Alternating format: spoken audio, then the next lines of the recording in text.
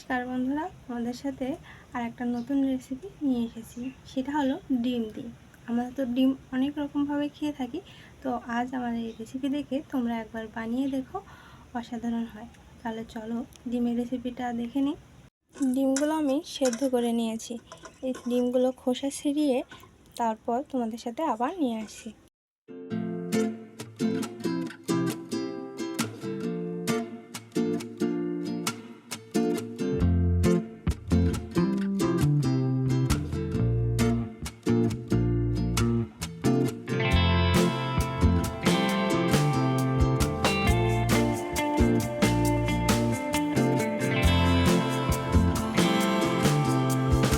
ডিমগুলো আমি খোসা ছাড়িয়ে নিয়েছি, আর এই যে দেখো কি সুন্দর খোসা উঠে গিয়েছে।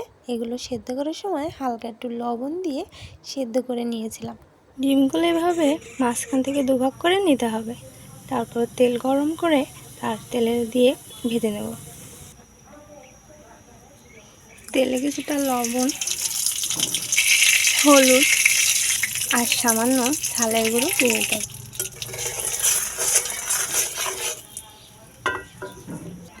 এবার ডিমগুলো দিয়ে ভেজে নেব।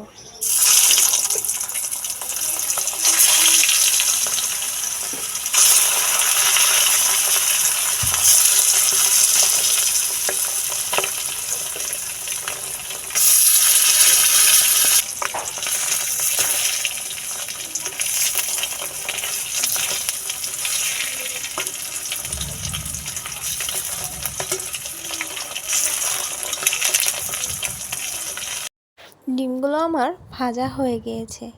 এবার এক এক করে আমি কিন্তু এগুলো তুলে নেব। সাবধানে তুলে নিতে হবে, তা নাহলে ভিতরের কুসুমটা বেরিয়ে যেতে পারে। আর এই যে দেখো লাল লাল করে ভেজে নিয়েছি। এভাবে ভেজে নিয়ে রান্না করলে কিন্তু খেতে খুবই ভালো লাগে। আর এই যে দেখো আমি এক এক করে কিন্তু তুলে নিচ্ছি। আমার কিছুটা ডিম কুসুমগুলো বেরিয়ে গিয়েছিল, আমি কিন্তু আবার সেগুলো হাত দিয়ে বসিয়ে দিয়েছি, তাতে করে ওই ভিতরে ওরা বসে থাকে।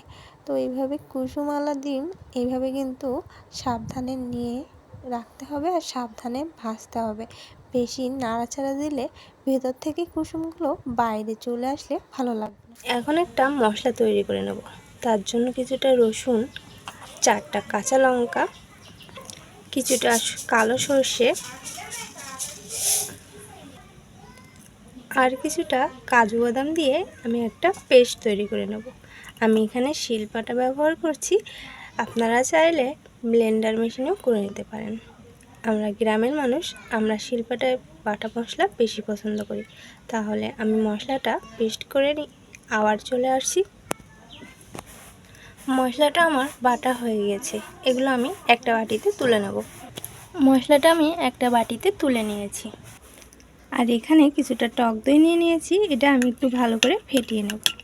ডাইরেক্ট টক দই দেওয়া যাবে না, এখানে একটু ভালো করে ফেটিয়ে নিয়ে তারপরে কিন্তু ব্যবহার করতে হবে। এটা আমার ঘরে পাতা টক দই। আর এখানে যদি টক দই হাতের কাছে না থাকে, তাহলে টমেটো থাকলে টমেটো দিলেও হবে।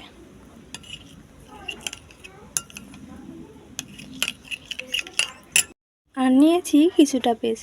এই রেসিপিটায় বেশি পেঁয়াজ ব্যবহার না করলেও চলবে। আমি এখানে দুটো মিডিয়াম সাইজের পেঁয়াজ কুচি করে নিয়েছি। ডিম ভেজে তুলে নিয়েছিলাম, সেই তেলে দিয়ে দিলাম কিছুটা পেঁয়াজ। পেঁয়াজগুলো লাল না হওয়া পর্যন্ত ভাজতে থাকবো।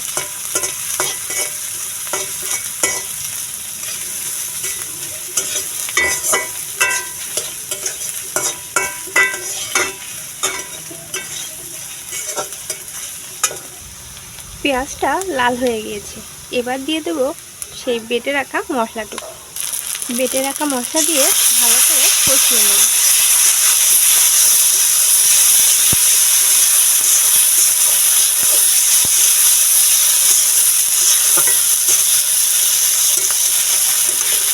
এবার এতে দিয়ে দেবো টক দই।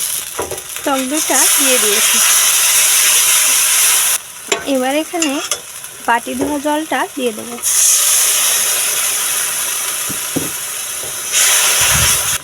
এবার একটু হলুদ, পরিমাণ মতো লবণ আর কিছুটা রঙের জন্য ঝালের গুঁড়ো দিয়ে দিলাম।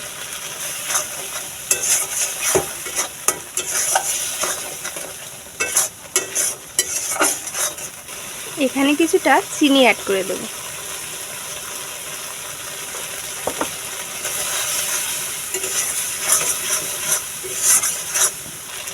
মশলা যখন এভাবে তেল ছাড়তে শুরু করবে তখনই ডিমগুলো এর ভিতরে দিয়ে দেব।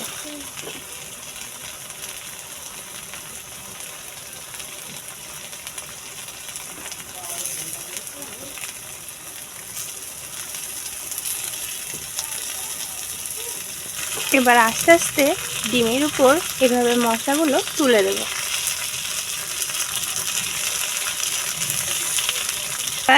এবার এখানে কিছুটা জল অ্যাড করে দেব।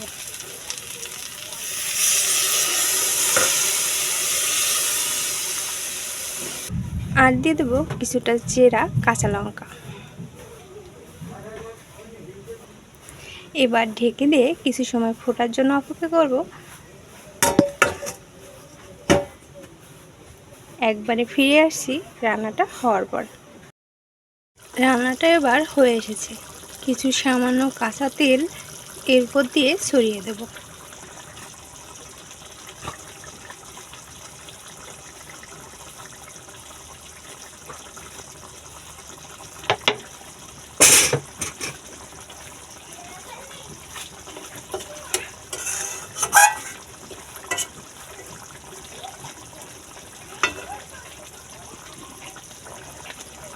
এবার নামিয়ে নিয়ে সবার সাথে শেয়ার করছি।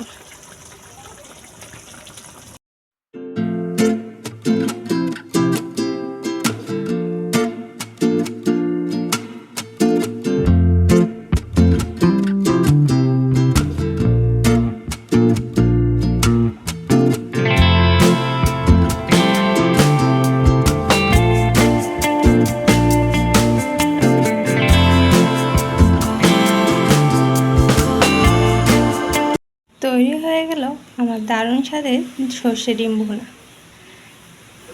গরম ভাতে ডিম ভুনা আর গরম ভাত হলে একদম পুরো জমে যাবে।